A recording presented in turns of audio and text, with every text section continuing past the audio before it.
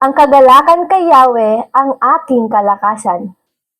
Sa panahon na halos o tila nauubos ang ating lakas, sa pamilya, sa trabaho, o sa pananampalataya.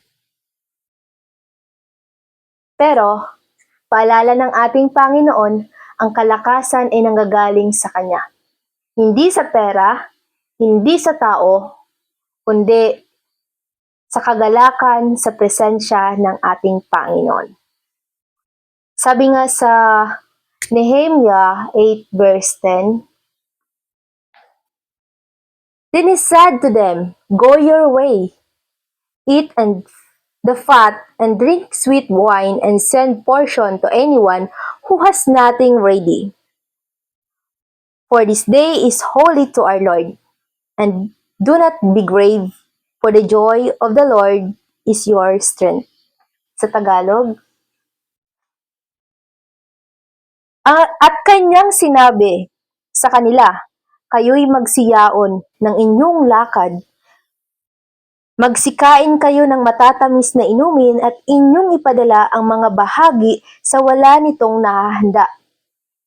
Sapagkat ang araw na ito ay banal sa ating Panginoon. Huwag kayong manlubaybay sapagkat ang kagalakan ng Panginoon o sa Panginoon ay siyang inyong kalakasan. Praise God. Hallelujah, Jesus. So, ano po ang nais na ipahayag na salita ng ating Panginoon sa ating mga buhay? Ayon sa Nehemiah 8 verse 10. Number 1, ang tunay na kagalakan ay galing sa Diyos. Bakit?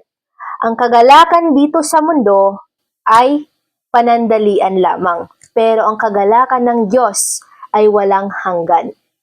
Pangalawa, kapag alam mong kasama mo siya, kahit may problema, may ngiti pa rin.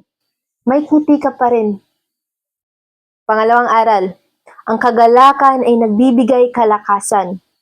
Kapag masaya ang puso mo sa Diyos, magkakaroon ka ng lakas na harapin ang anumang hamon sa buhay o laban sa buhay. Ang kagalakan ng isang Kristiyano ay hindi pisikal lamang, kundi espiritual na sigla galing kay Lord. Pangatlo, ang kagalakan ay dapat ibahagi sa iba. Sabi nga doon sa talata, di ba? Magbahagi sa mga walang handa. So, ang tunay na kagalakan ay nakikita sa pagbibigay, pagtulong, at pagmamahal sa kapwa. So, dito sinasabi na, kahit anong sitwasyon mo ngayon, lungkot, pagod, problema, bumalik ka sa presensya ng ating Diyos.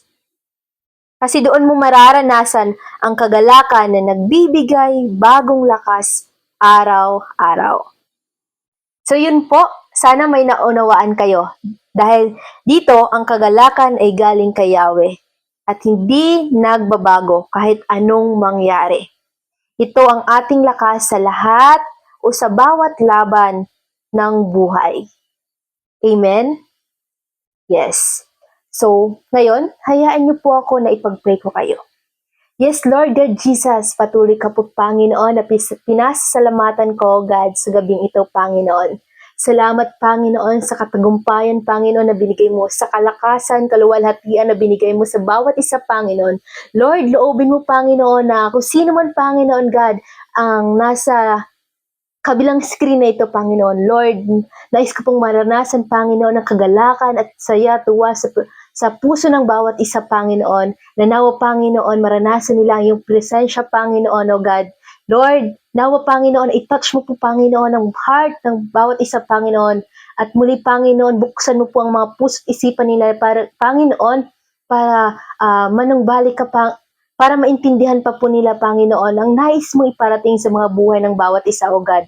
Lord God, ngayong gabi, Panginoon, patawarin mo po ang bawat isa na nagkasala, Panginoon. Lord, loobin mo po, Panginoon, na muli, Panginoon, lumakad sila ng naayon, Panginoon, sa iyo, God. Lord, light their heart, Panginoon. maging Panginoon ng kanilang mga buhay, Panginoon, at maging Panginoon sa anumang pinagkakakitaan nila ngayon, God. Paki-bless mo, Panginoon. Patuloy, Panginoon, na bigyan niyo po sila ng karunungan sa bawat araw, Panginoon. I-guide niyo po sila sa tamang landas na naayon sa iyo, Panginoon. In Jesus' name I pray, in the name of God, Amen.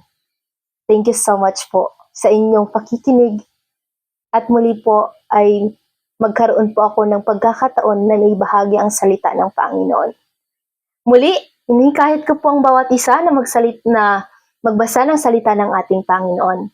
Nawa po, para maintindihan niyo pa kung ano ang nais parating ng ating Panginoon at ang salita niya sa ating mga buhay. God bless everyone!